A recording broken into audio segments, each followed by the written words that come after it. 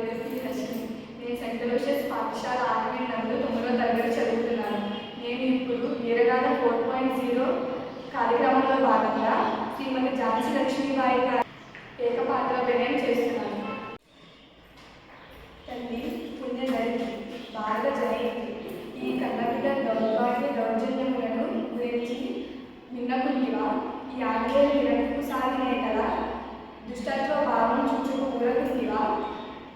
సర్వసంగ పరిత్యాగి అయిన దేశభక్తులను దేశద్రోహులుగా చిత్రీకరించి చిత్రహంసల పాలు చేయుచున్న చిత్రములని బొమ్మల వలె కుమ్మనుకుంటివా?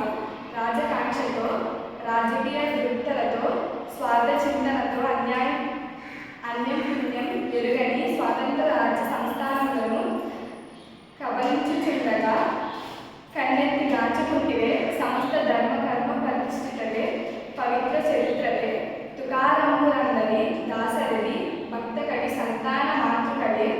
వెయ్యేల ఈ గీత సందేశములను అందజేసిన కృష్ణ భగవానుడికే స్తన్యమునందించిన దేవతామూర్తివే తల్లి భర్తావళి. నీ ప్రభావించే నన్ను కర్తవ్య పారాయణ